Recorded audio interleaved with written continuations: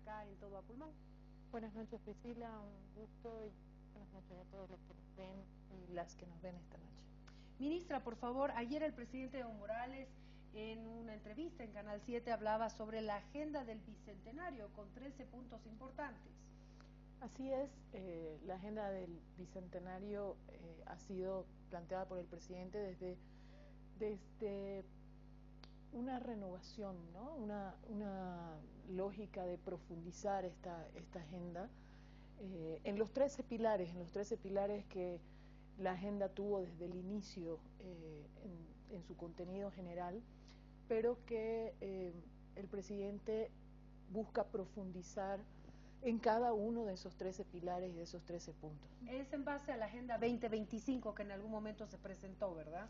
Así es, o sea, es nuestro bicentenario y el 2025 tendremos muchas metas que alcanzar como país. Es la primera vez que el país se planteó realmente tener una planificación a mediano y largo plazo a través de esta agenda. Muchos de los puntos han ido construyéndose, pero es necesario refrescarlos y profundizarlos y ponerse nuevos hitos en estas metas, ¿no?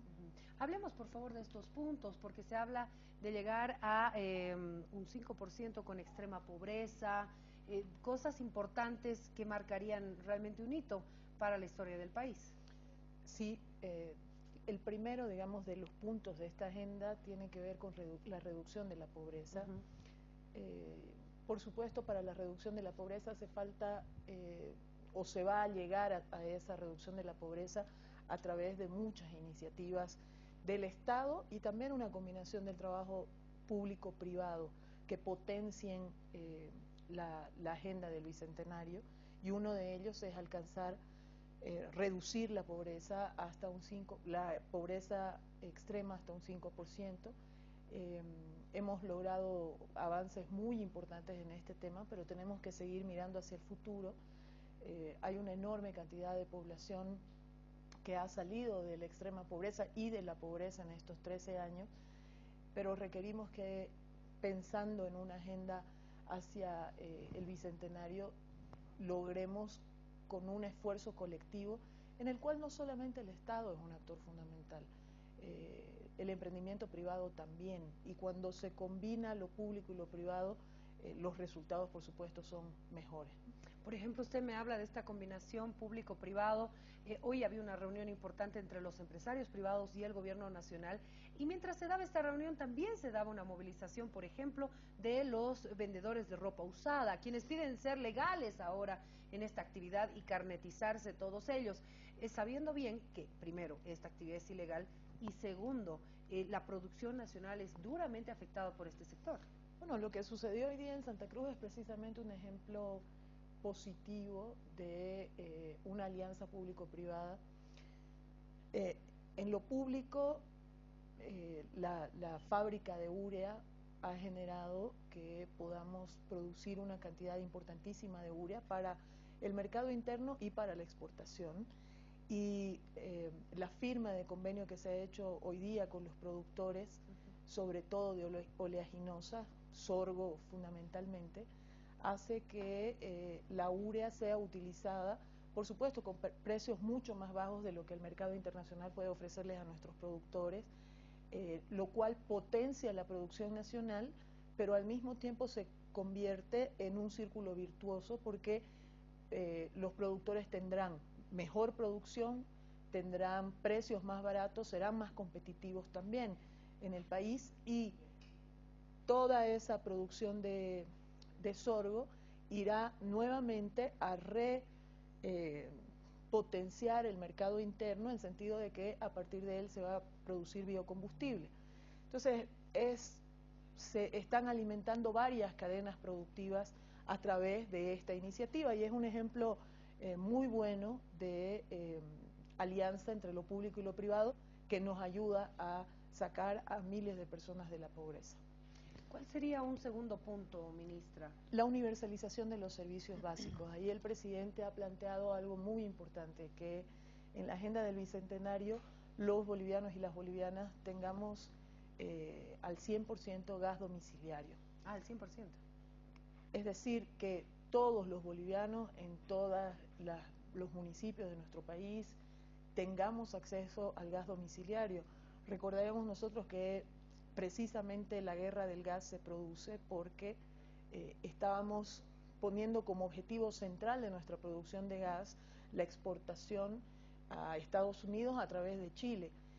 En ese momento los bolivianos prácticamente no teníamos gas domiciliario, muy bajos porcentajes en Bolivia de ciudadanos teníamos acceso al gas domiciliario, es decir, que el gas alimentaba a otros, enriquecía a otros y generaba negocios para otros, pero no generaba a los bolivianos y bolivianas mejores condiciones de vida.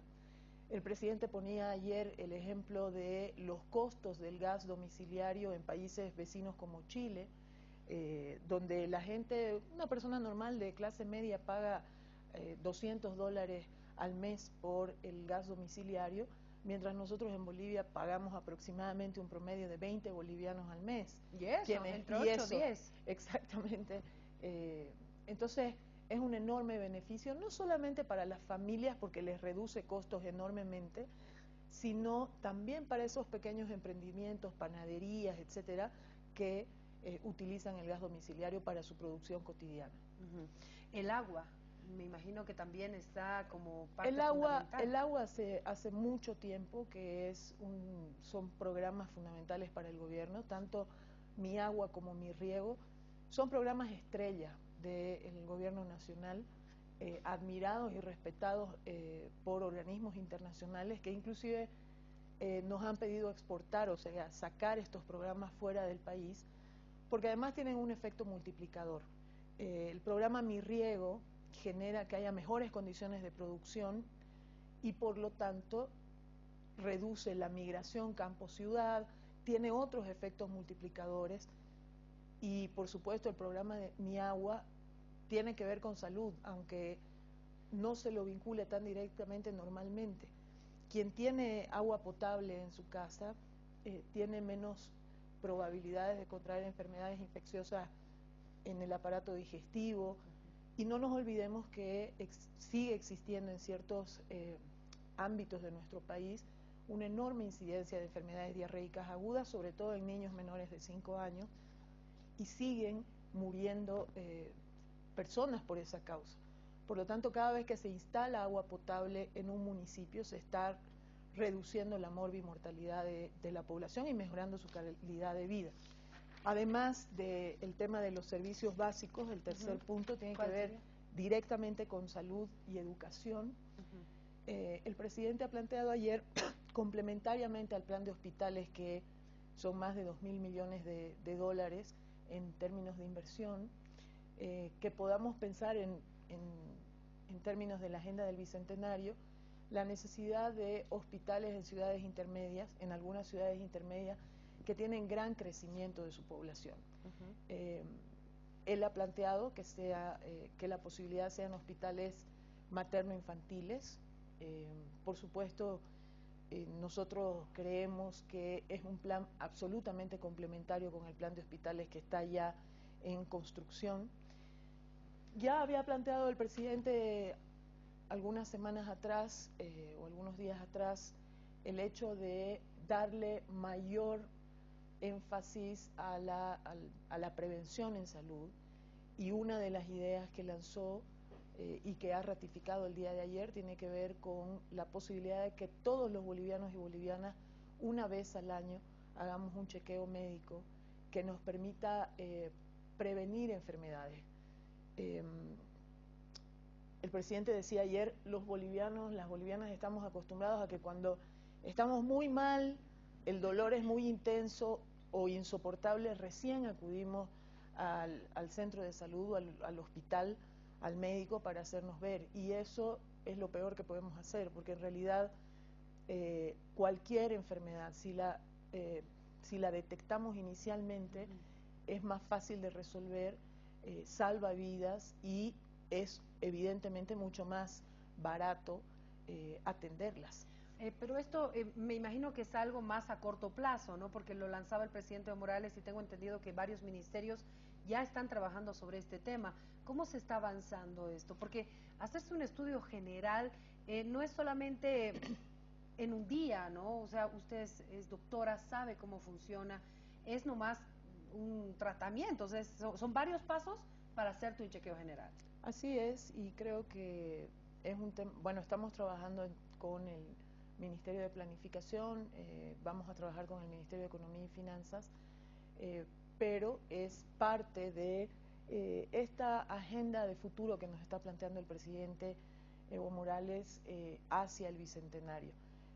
Necesitamos también un sistema de salud preparado para poder atender a los más de 11 millones de personas que somos, y eso implica el fortalecimiento de todo nuestro sistema de salud, que es lo que estamos haciendo ahora en la implementación del SUS, y que será parte de la construcción de este planteamiento que lanzó el presidente. En el tema de empleo y de trabajo, sobre todo, se refirió a los jóvenes, a la posibilidad de que los jóvenes entren a hacer sus primeras experiencias laborales dentro de las empresas estatales. Que es lo que se ha hecho con YPFB también, ¿no? Exactamente, pero también hizo una convocatoria a las universidades públicas, a todo el sistema universitario en realidad, no solamente al sistema público, en relación a que podamos formar profesionales con mayor experiencia en la práctica y no solamente profesionales teóricos, ¿no? Porque claro, cuando un joven sale recién egresado, le es difícil construir una experiencia profesional porque muchas empresas, etcétera, piden experiencia de 5 años, etcétera, y ¿dónde va a ganar experiencia ese joven si acaba de salir de la universidad? Entonces el presidente plantea que esos jóvenes puedan incorporarse a la fuerza laboral dentro de las empresas públicas. En muchos países han sido experiencias muy exitosas estas porque cada vez más hay mayor competitividad y uno ve que en muchos países los profesionales jóvenes terminan muy rápidamente siendo jefes en empresas y generan mucha iniciativa novedosa porque hay mucha creatividad en esas generaciones, y entonces es positivo tanto para la empresa, en este caso la empresa pública, pero también lo puede ser para los privados. Tenemos que confiar en nuestros jóvenes y darles la oportunidad de generar esas iniciativas y esos cambios en nuestras propias matrices productivas, etcétera. Yo creo que este es uno de los puntos, digamos, más importantes en relación a la generación de empleo. El gobierno ya tiene experiencia sobre algunas iniciativas anteriores, Mi Primer Empleo, el Plan de Empleo, etcétera, pero creo que la intención del presidente es darle una nueva, digamos, impulso a este tema. El presidente planteó soberanía científica, soberanía financiera, soberanía alimentaria, y todos estos temas están vinculados a la diversificación de nuestro aparato productivo. Hay un nuevo impulso muy importante y ahí el presidente hizo hincapié en esto que ya está sucediendo en nuestro país, que es la producción de biocombustibles, y planteó la contradicción que podría darse de que tengamos que importar soya transgénica de otros países y más bien afectar a nuestro aparato productivo negativamente, cuando es posible generar una alianza público-privada que sea, digamos, productiva y un círculo virtuoso, ¿no? ¿Qué otros puntos presentó el presidente? Bueno, la integración, pero en un marco siempre de complementariedad y respeto mutuo con el resto de los países del mundo. Bueno, el día jueves va a llegar a nuestro país el presidente de la India, uno de los 6 países en crecimiento más importantes del mundo, perdón, y a nosotros nos interesa poder hacer esa integración con países como la India, y no es una casualidad que el presidente de la India, que es uno de los integrantes del BRICS, pueda estar llegando a Bolivia. Bolivia es definitivamente atractiva por su crecimiento económico sostenido, por la estabilidad económica que se ha generado en el país en los últimos 13 años. Y como lo decía ayer el presidente, este es un baluarte, digamos, de todos los bolivianos y lo hemos construido entre todos y todas y lo tenemos que cuidar de esa manera.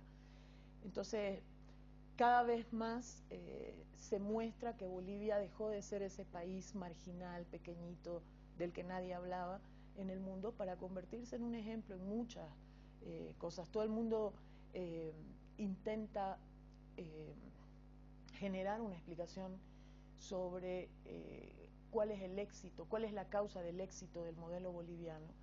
Y fundamentalmente es eso, el haber invertido, el haber generado mercado interno, el haber generado una inversión estatal importantísima complementariamente con la inversión privada. Entonces creo que toda esta agenda que nos está planteando el presidente es una agenda que nos muestra ese futuro.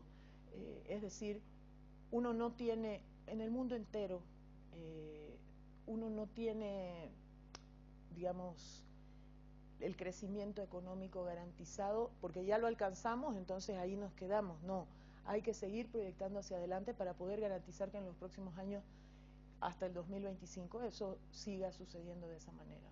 Ahora, el presidente también se refería y hacía una autocrítica al tema de la corrupción, ¿no? Dentro de sus diferentes gestiones.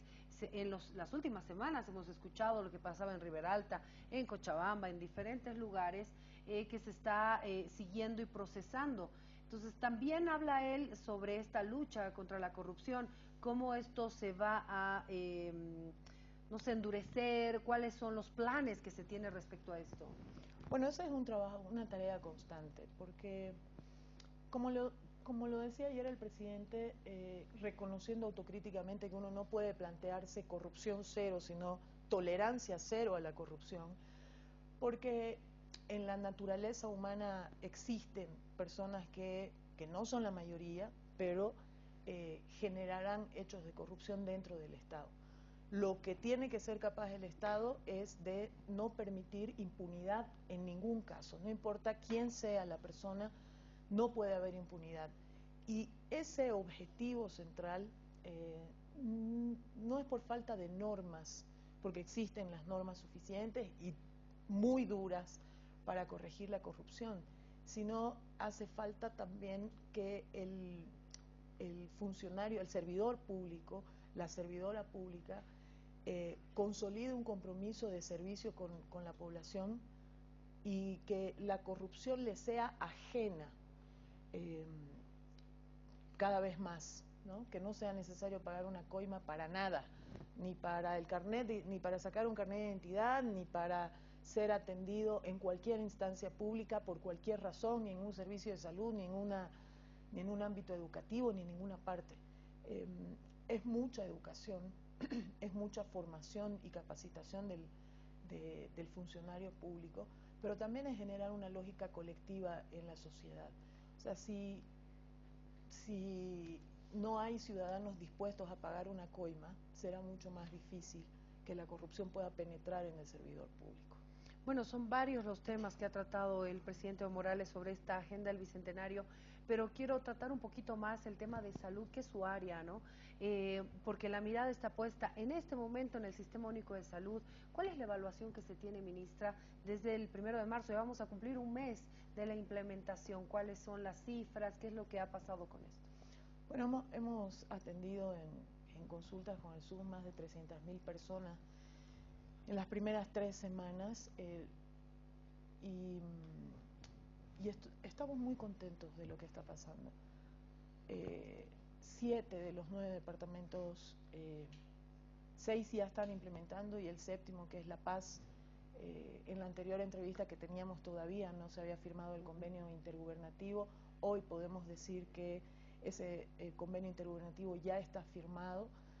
La Asamblea Departamental de La Paz ya ha aprobado el convenio, lo cual es una muy buena noticia porque el Departamento de La Paz definitivamente necesitaba que se pueda aplicar el SUS en hospitales de tercer nivel del departamento, como el Hospital de Clínicas.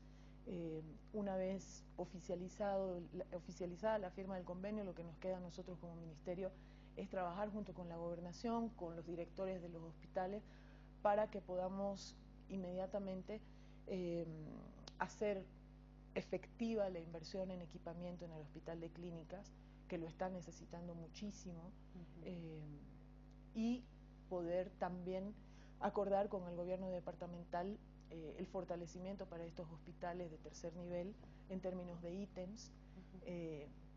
De inicio, quiero que sepa sobre todo todos los profesionales médicos de los hospitales de tercer nivel, que aquellos, porque les han querido decir que no, que los que tienen contratos con recursos propios de los hospitales van a ser despedidos de sus fuentes laborales, porque ya no va a haber ingresos para los hospitales, porque como es gratuito el SUS, entonces ya no va a haber tantos ingresos y van a tener que despedir personal. Eso es falso.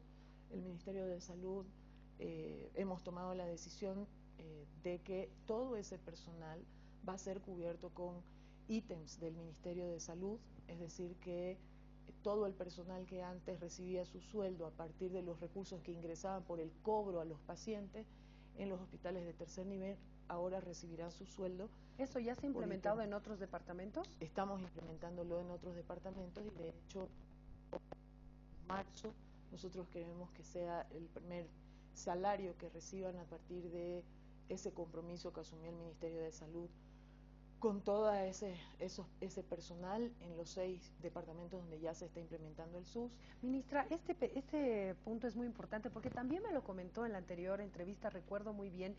¿Qué va a suceder? Por ejemplo, usted se va a reunir con los directores de los hospitales y el del Hospital de la Mujer le dirá, mire, en mi planilla estos son los profesionales que yo he contratado con los recursos que recibimos.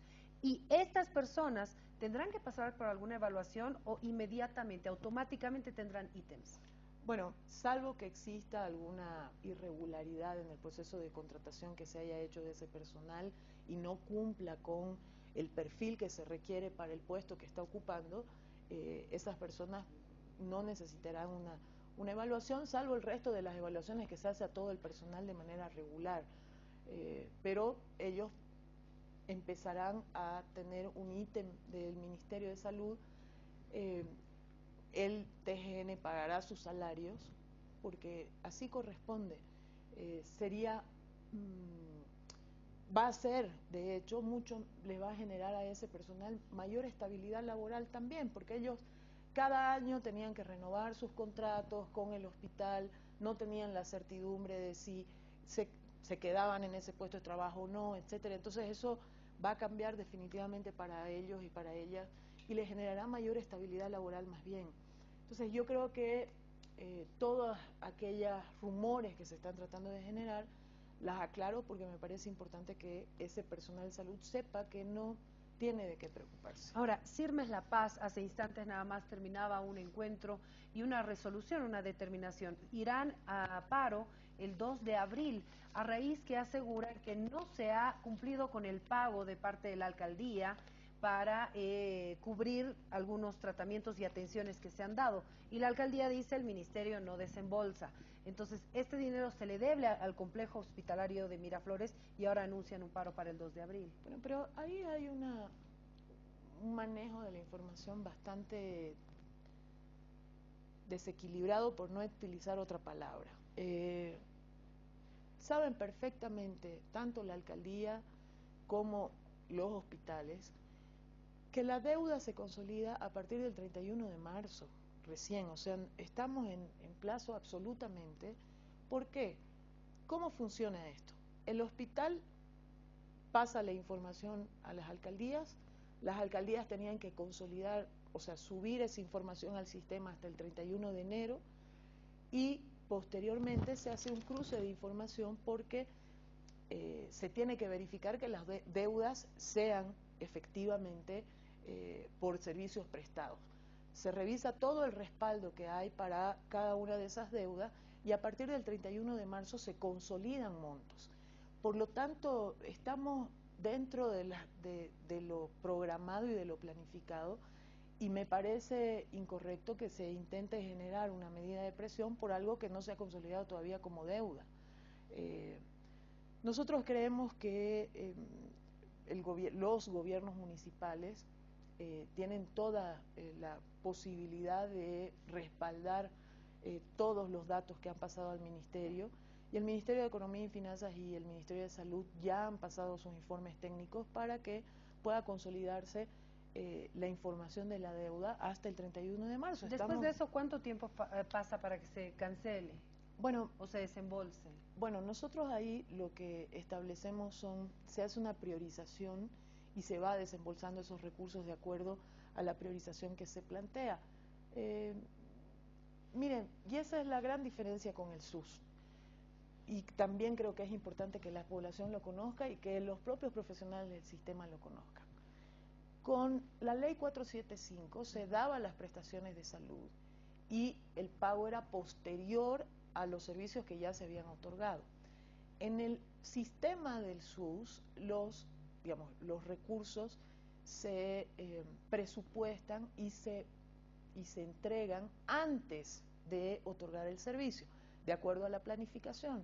Entonces, estas deudas que hoy existen no van a volver a existir con el SUS porque, si quieren, para decirlo en palabras sencillas, con la 475 era pospago y con el SUS es prepago, lo cual va a generar flujos de caja para los hospitales mucho más adecuados y no van a tener que estar en esta situación los hospitales.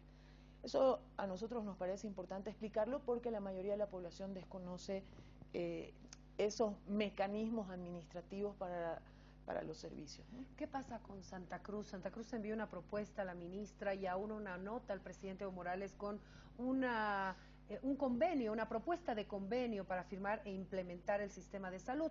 Entre las cosas más puntuales, ellos dicen, perfecto, nosotros nos hacemos cargo de todas las prestaciones que quiere el SUS, más 100 prestaciones más, pero que el gobierno pague todos los ítems de la gobernación, más, si no me equivoco, más de 500 ítems que quería la gobernación. 1.800 ítems están pidiendo. Es lo que está pidiendo. Que es casi la cuarta parte de lo que se tiene para todo el país, lo cual es absolutamente desequilibrado. Pero, claro, ellos dicen, nosotros otorgamos las prestaciones del tercer nivel y todo. ¿Con qué, Priscila? Con la plata del Tesoro General de la Nación. Porque ellos saben perfectamente que la ley que acabamos de aprobar señala que los productos de tercer nivel los financia el gobierno nacional, no la gobernación. Entonces, bonito, es absolutamente demagógica esa propuesta porque están diciendo, entréguenme 1.800 ítems y garantizamos que va a haber los productos de tercer nivel, sí, pero con la plata del Tesoro General de la Nación, no con la plata de la gobernación.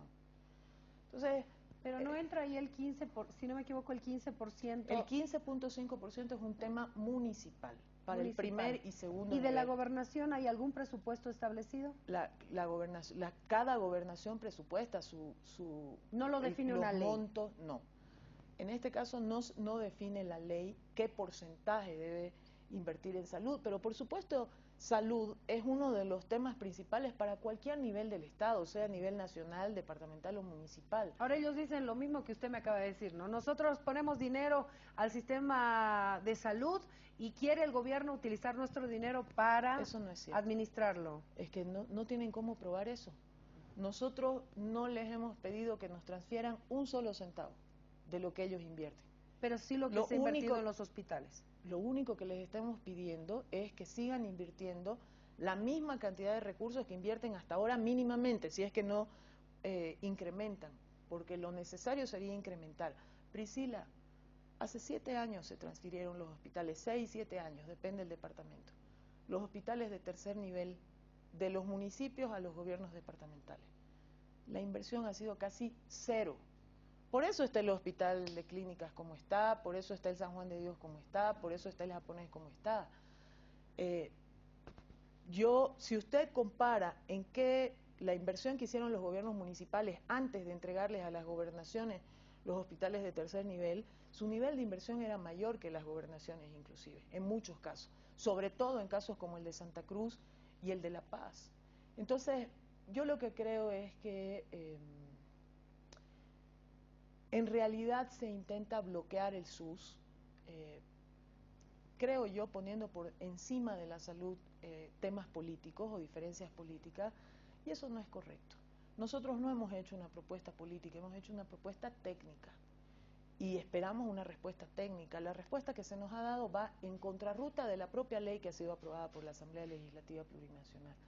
Pero bueno, la esperanza es lo último que se pierde, dicen, y yo no pierdo la esperanza de que se entre en razón y se logre implementar en los 9 departamentos el SUS durante todo lo que viene hacia adelante en términos de tiempo. No se puede obligar a estas dos gobernaciones que faltan, ¿verdad? Porque también falta Tarija. Así es. Bueno, Tarija tiene otro tema. El tema de Tarija pasa fundamentalmente por un SUSAT, un seguro que implementaron como gobernación, que está con déficits importantes. Y no puede pretender la gobernación de Tarija que el SUS asuma esos déficits por administraciones deficientes de la propia gobernación de Tarija. Entonces, nosotros, sin embargo, hemos recibido la solicitud de los municipios del departamento de Tarija de tener una reunión con ellos, la vamos a tener en los próximos días seguramente, y los gobiernos municipales están en la disposición de implementar, todos ellos implementar el SUS en Tarija, y en Santa Cruz 40 casi de los 55 municipios están implementando el SUS, pero por supuesto ellos también tienen la preocupación de que no se implemente el SUS en los hospitales de tercer nivel, porque todos los municipios de las provincias derivan sus pacientes, porque no tienen tercer nivel, la mayoría de ellos derivan sus pacientes. Y hay uno solo en Tarija, además. Bueno, en el caso de Santa Cruz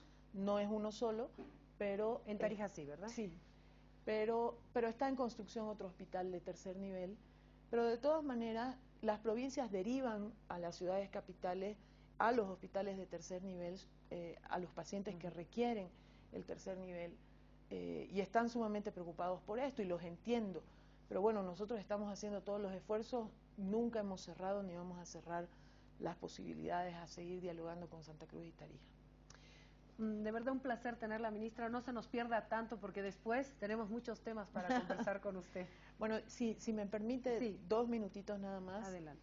Este fin de semana hemos tenido nuestra primera feria, digamos, después de bastante tiempo, feria de salud en la localidad de Laucaeña, en el departamento de Cochabamba.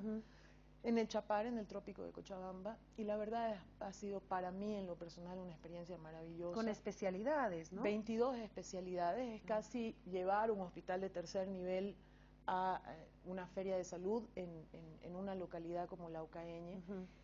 Hemos tenido 19.456 pacientes atendidos en la feria en estos 3 días. 3 días de feria y esa cifra, wow.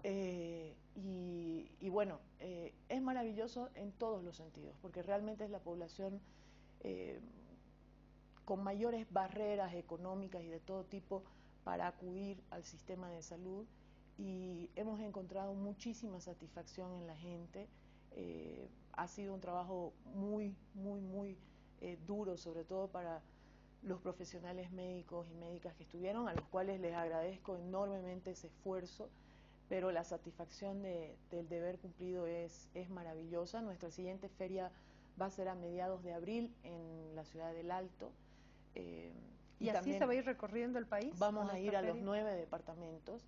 Es realmente, bueno, además de las 22 especialidades, tenemos... se paga el bono Juana Zurduy, se hace también la carnetización para personas en situación de discapacidad. El CEGIP y el CERESI nos acompañaron a la feria como, digamos, servicios complementarios, pero al final tuvieron muchísima clientela, digamos, porque, claro, muchas personas también renuevan sus carnets o sacan sus carnets para los niños, etcétera, complementariamente al SUS, y a la inscripción al SUS y a, por ejemplo, el bono Juana Zurduy. Entonces, realmente ha sido maravilloso para nosotros poder compartir con toda esta población y ver la satisfacción de la gente, la alegría, niños agradeciendo, yendo consultorio por consultorio, niños de la escuela agradeciéndole a los médicos. Y claro, a uno le emociona eso, y saber que casi 20.000 personas han satisfecho lo que necesitaban es maravilloso. Y estaremos en todo el país, y para nosotros es una buena noticia que queríamos compartir con ustedes. No, definitivamente, y el Alto se prepara para mediados de abril entonces en esta feria, y así recorrerán cada uno de los puntos de nuestro país. Eso es bueno. Gracias, Priscila, por darme el espacio y estos minutitos para poder comentarlo también. No, muchísimas gracias a usted, ministra. A mí es un tema que se me estaba pasando. Gracias por recordármelo. Nos vamos a la pausa y ya volvemos, Ricardo. 11 son los minutos que nos separan de las 11 de la noche. Siga con nosotros, volvemos en breve con Todo a Pulmón.